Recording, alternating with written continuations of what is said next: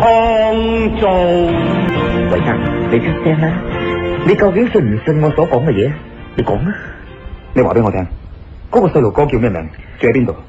我同佢相處嗰段時間，曾經問過佢，但係佢乜都唔肯講。咁你一定記得佢個樣嘅？當然啦！如果我再見到佢，我一定認得佢。佢頭髮好長，個人好瘦。呢啲唔使講俾我聽，對警方嘅掃描專家講。你轉述啦，因為你自己對佢講。我再唔想提嗰件事，唔理人哋信唔信都好，我都唔想再提，都係由你轉達比較好啲。好，不過喺未捉到嗰個細路哥之前，你一定要翻去拘留所。吓，衛生，如果警方揾唔到個細路哥，咁我咪好無辜。你知啦，好似一個咁嘅細路哥喺呢個城市裏邊成千上萬，而警方一啲線索都冇。唉，你唔好將警方嘅能力睇得太低，唔會揾唔到嘅。好啦，我冇法子，希望警方可以早啲揾到佢係。咁我送你翻去。好，翻嚟就翻嚟。衛生，原來嘅警車一直都喺門口。哦，傑克上校睇住。係，你喺度等陣，我去同佢傾幾句。好。上校，點啊？佢對你講個古仔點樣曲折離奇法啊？曲折離奇嘅程度，好多奇情小說都比唔上。係咩？可唔可以講俾我聽啊？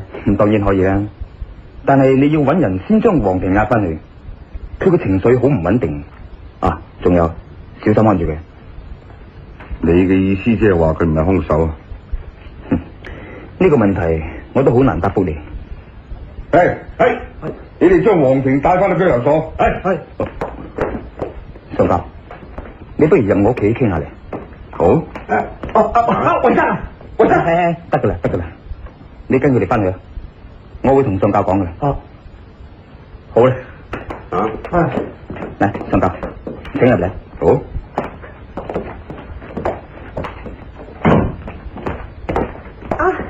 上校嚟咗。係啊。阿李啊，頭先黃婷所講嘅嘢已經錄晒音噶啦，我諗你唔需要重複一次啦，一齊聽錄音帶。冇錯，要我複述亦都唔知點講先至好。一齊聽下錄音帶就最好啦。好啊。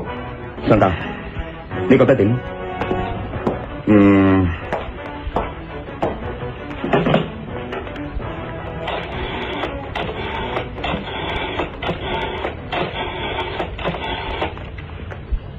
喂，我係傑克上校，黃婷已經帶咗翻去拘留所啦嘛。翻咗啦。要黃婷對掃描專家講清楚嗰個細路係點樣嘅。請問上校係邊個細路咧？黃婷知道係邊個細路噶啦，呢件事馬上進行。知道。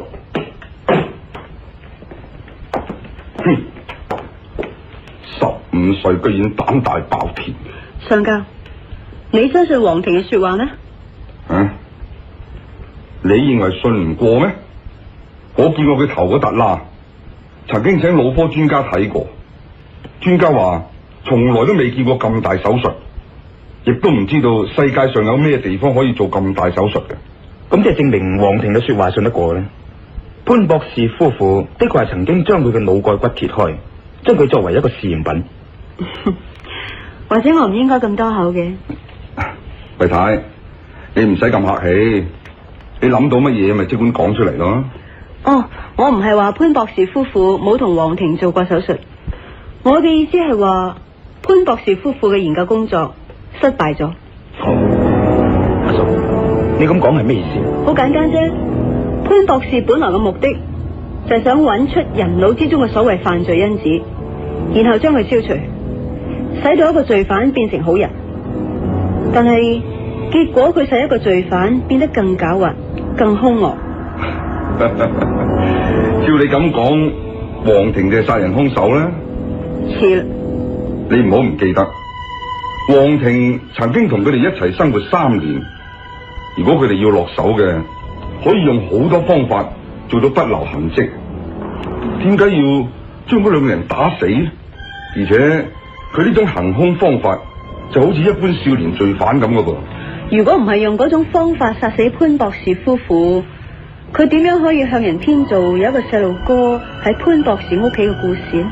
阿素，呢種指責只係你嘅想象啫，唔算得係一種有證據嘅想法。我當然有證據啦，有事實同埋心理上嘅雙重證據。惠太，請你講清楚啲。嗱，第一，呢一件凶案顯然係有預謀，照睇凶手嘅行凶方法，好似係突然衝動咁做出嚟，咁啊非常符合黃庭嘅講法啦。但係事實上係有預謀。嗱，你諗下，潘博士夫婦嘅研究記錄去咗邊？點解喺佢哋屋企咩都揾唔到？一個少年罪犯突然間衝動咁犯咗罪，佢點會有咁精密嘅頭腦去完全消滅證據啊？的確係冇諗到呢點喎。唔使講，嗰啲證據都係黃庭毀滅咗。我甚至可以推測，潘博士夫婦到咗後來已經知道自己嘅研究失敗，佢嘅創造唔係一個好人，而係一個更加可怕嘅罪犯，所以先逼到黃庭喐手。黃庭居然形容自己連大話都唔識講。如果係一個咁嘅人，喺凶案發生嘅時候就應該奮不顧身咁去阻止嗰個細路哥行凶啦。如果阻止唔到，咁咪應該報警，點都唔會一走了之，亦都唔會走翻去舊時嗰個情婦屋企啊，亦都唔會有人去揾佢嘅時候擒窗口逃走，仲捧起嗰個垃圾桶去襲擊人添。黃庭呢個衰仔，我哋幾乎俾佢呃咗。你哋都接納我嘅意思？你分析得好有道理。總算好彩，潘博士嘅研究不致失敗到使黃庭成為一個聰明嘅罪犯。惠太，多謝你，我一定要佢招供，我只要將你呢個問題去問佢就得噶啦。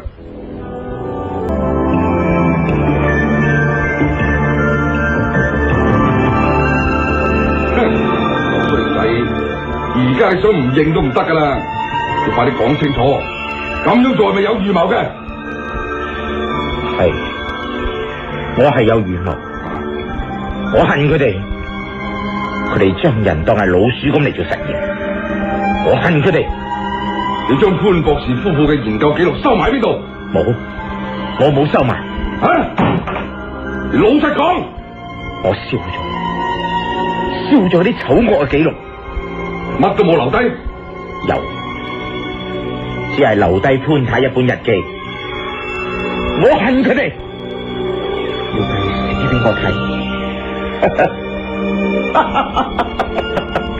佢哋死晒，一個二個都死晒，我咩仇都報晒啦！即刻帶佢精神病院檢查。知道。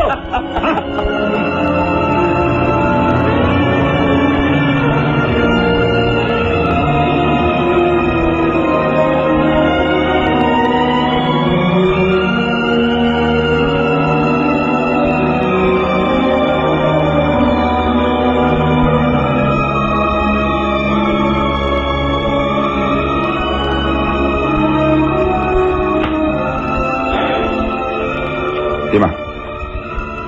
睇完潘太嗰本日記之後，有咩感想？上校，你覺唔覺得潘博士夫婦對黃庭嘅手術係徹底失敗？當然係失敗啦！如果唔係，佢兩夫婦就唔會招來殺身之禍啦。但係我有啲唔明，潘太嘅日記除咗記錄整個實驗過程之外，一再強調佢哋嘅研究工作成功噶。如果佢哋嘅研究工作成功，咁黃庭點解由一個普通劫匪變成一個咁深謀遠慮嘅殺人兇手呢？冇錯，似乎好難有結論。上校，我想借呢本日記帶翻屋企。你有用咩？我老婆首先發現黃庭對我係講大話，等佢睇下呢本日記，可能會有咩發現。好，咁你帶翻去俾佢睇下。唔該。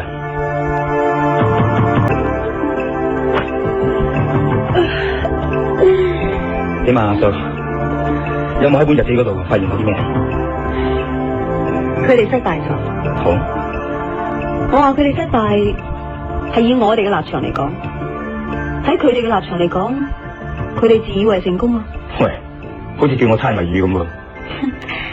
你覺得呢個世界有冇好人同壞人之分先？咁當然有啦，而且每個人嘅腦部活動，如果真係通過儀器嘅記錄，亦的確係可以展示出唔同嘅曲線。冇錯啦，確定咗呢一點，假定好人同壞人嘅腦部活動記錄有好大嘅差別。黃庭係犯罪分子，咁當潘博士夫婦開始記錄佢嘅腦部活動嘅時候，同佢哋自己大不相同。咁但係當佢哋自以為成功嘅時候，黃庭同佢哋嘅思想活動幾乎係完全相同。你諗下係咪？係，所以佢哋認為自己成功咗。問題就在於潘博士夫婦係唔係好人？佢哋嘅腦部活動曲線係唔係好人嘅記錄曲線？係噃，我的確係冇諗到呢一點啊。潘博士夫婦一直將黃庭嘅腦部電動記錄同佢哋自己比較，幾乎完全係相同，所以佢哋認為成功。而佢哋嘅目的就係要將黃庭嘅犯罪思想消除，使佢變成一個好人。佢哋要將佢重新創造，於是就攞佢哋自己作為藍本。但係佢哋自己係點樣嘅一類人呢？佢哋用周詳嘅計劃，使到一個劫匪上吊嚟到做實驗品，利用一個生勾勾嘅人嚟做研究。佢哋嘅野心大到要改造整個人類，要改寫人類嘅歷史。咁佢哋算係咩類型嘅人？冇錯，而家事實已經好明白，佢哋的確成功咗。佢哋要將一個普通嘅劫匪改造成為一個同佢哋咁樣嘅人。呢個人深謀遠慮，生性殘忍，不顧一切後果，有極大嘅野心。呢個人就係黃庭，所以黃庭先會有咁周密嘅佈置殺死佢兩夫婦。相信你哋點都估唔到，佢哋想要創造一個好人，但係結果創造出嚟嘅人同佢哋一樣。其實諗深一層，亦都唔算意外嘅。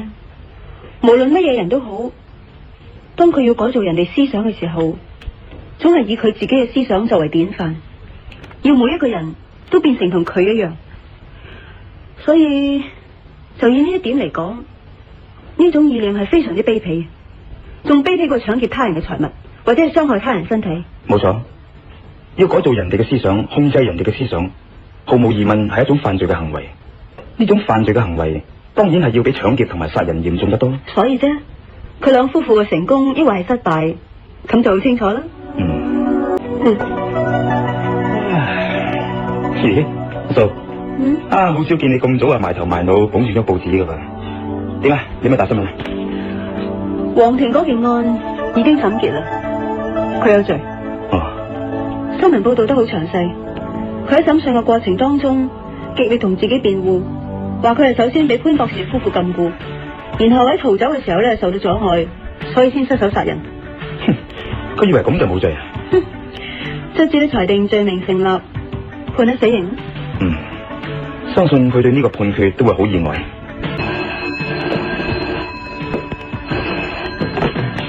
喂，衛斯理。上家。我今朝睇到報紙，黃庭被判死刑，尋日已經執行咗。冇錯，呢單嘢已經完全了結啦。黃庭喺行刑之前交咗封信俾你喎。你自己嚟攞，因為我派人送俾你。封信係咪好長啊？好短嘅啫，一張便條嚟嘅。咁唔該你喺電話度讀俾我聽。好啊，你聽住。韋先生，我係無辜嘅。任何人喺受到我咁嘅待遇之後，都會做出比我嘅行為更可怕萬倍嘅事。你記住，係你使到我要被判死刑嘅。咁係咩意思啊？唔通佢仲想向我報仇？你聽埋落去啦。你可能唔知道我原來嘅計劃。我原來嘅計劃就係繼續進行佢哋嘅研究，咁就真係可以創造一個思想完全唔同嘅人。呢個偉大嘅創造已經俾你破壞咗。韋斯理，係咁多咯。黃庭呢個嘢真係至死不渝。殺人者死，理所當然，你完全唔需要內疚嘅。我冇內疚，我真係有啲感嘆，潘博士夫婦嘅維度實在太深。創造經已全部播放完畢。